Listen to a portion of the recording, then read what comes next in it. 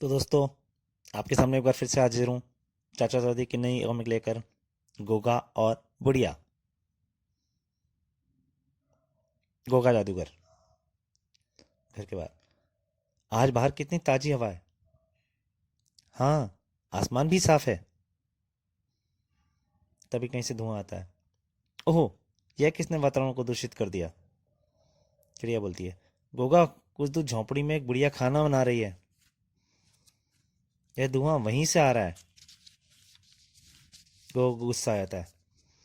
मैं अभी उस झोंपड़ी को गिरा देता हूँ। आसमान, बिजली बरसाओ। बिजली गिरती है पेड़ के ऊपर, दाड़ के पेड़ की जड़ पे गिरती है। और पेड़ उस झोंपड़ी के ऊपर गिर जाता है। धड़ाक। झोंपड़ी नष्ट हो जाती है। ओह, मेरी झोंपड़ी पेड़ के नीचे दब गई।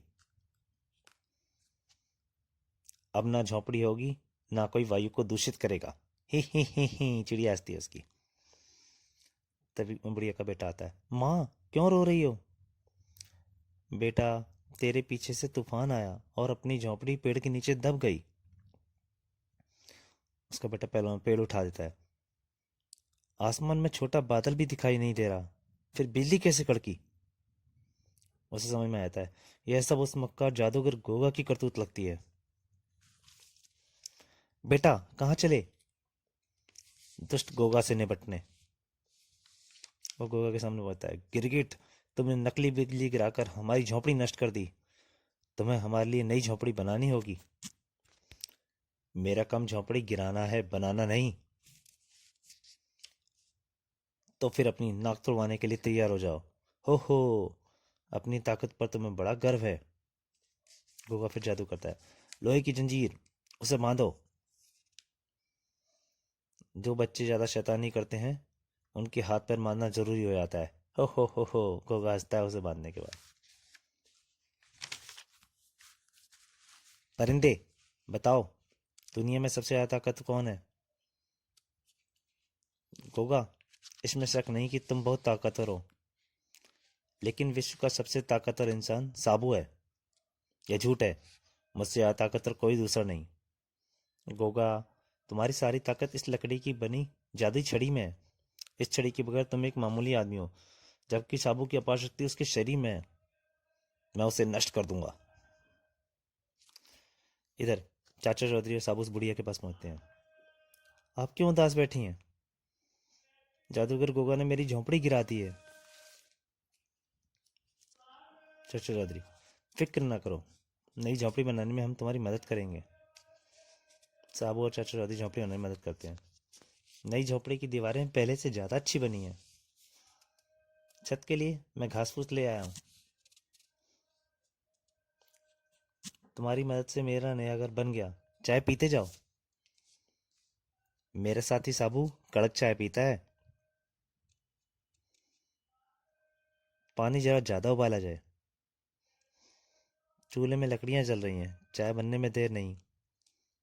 परंतु उससे धुआं निकलना शुरू हो जाता है फिर से, चूल्हे की वजह से। और वह धुआं सीधा फिर से गोगा के पास पहुंचता है। ओह, फिर ये धुआं। गोगा, उस बुढ़िया ने नई झोंपड़ी बना ली है। यह धुआं उसके चूल्हे की आग का है। मैं उस बुढ़िया को परलोक पहुंचा देता हूँ।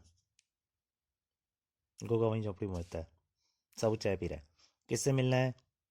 बुढ़िया को नरक पहुंचाना है, तुम अंदर नहीं जा सकते। गोगा, ये साबू है, पहले मैं इसे ही ठिकाने लगाता हूँ। गोगा जादू करता है। लंबू को बांधो। हंसने लग जाता है। हो, कहाँ गई तुम्हारी ताकत। तुम एक कसाई कैदी से ज्यादा नहीं हो। साबू को गुस्सा आता है। वह जंजीर तोड़ देता है। ओह, साबू ने कच्चे धागे की तरह जंजीरें तोड़ दी। मेरे पास दूसरा उपाय है, मैं उसे आसमान में भेजता हूँ। जाओ। साबू ऊपर उड़ जाता है। ताज्जुब, इतना ऊंचा तो मैं कभी नहीं उड़ा, तो कभी मैं भी नहीं उड़ा। बाहर चाचा दादी निकल के आते हैं। भारी हंगामा।